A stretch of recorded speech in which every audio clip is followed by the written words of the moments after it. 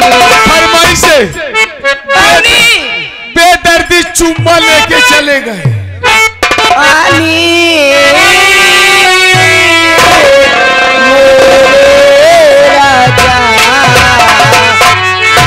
नदिया में उमरल पानी दरिया भइले तूफानी, जब से चढ़ले जवानी बड़ा मन करेला प्यार करे के, मन करेला प्यार करे के।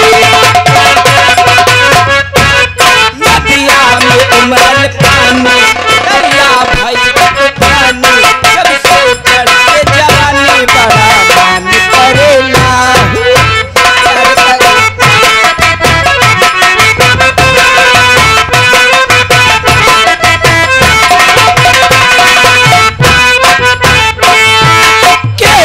दिलदार यार मिली जईते दिल के बगिया में,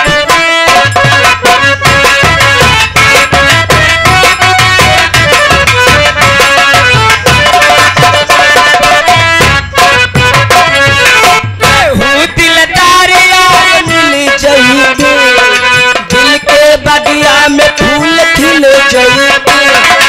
ओनहु से करती हम शादी हो पूरा हो तो मन के मुरादी हो ओनहु से करती शादी पूरा हो तो मुरादी बड़ा मन करेला हो।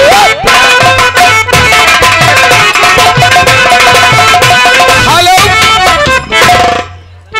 ये शाबिर और अजय भैया, ये कन्हैया थाना प्रतापगढ़ वाले 11 रुपये देता है।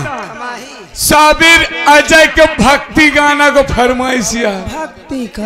भक्ति गाना को फरमाइश है। कौन सा? दम पे दम मारे जा लोटा ले लिया जौन बीच खपड़ी हाथ लेके आवा जी श्री कुमार बेटवा अरे हमार मुन्ना कमाई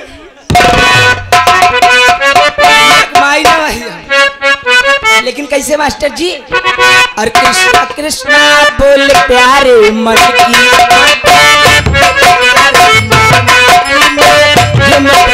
माल मेरा कहना, माल मेरा कहना, दम पे दम दम पे दम दम पे दम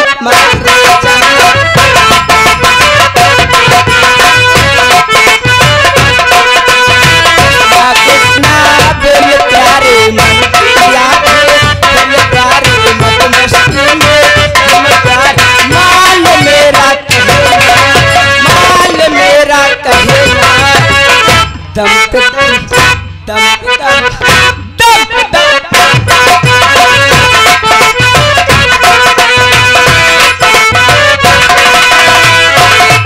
और दुनिया वाले कुछ भी बोले मगर फिकर न करना, मैं जुड़ाना मस्ती करना कभी ना है भरना हो। दुनिया मैं जुड़ाना मस्ती करना कभी ना है भरना। क्या भरोसा आदमी का, क्या है भरोसा आदमी, माल मेरा कहना, माल मेरा कहना। कुमार दम पे दम पे दम दम पे दम अरे जा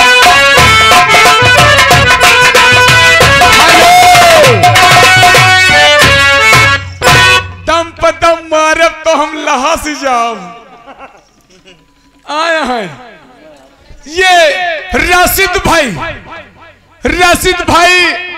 21 रुपए का पुरस्कार देता है, 500 जमा होगा है। चमक गए थे। हाँ, उनके फरमाइश है, हाल क्या है दिलों का न पूछो सनम। और ये साबिर भाई अजय भाई 11 रुपये देता है।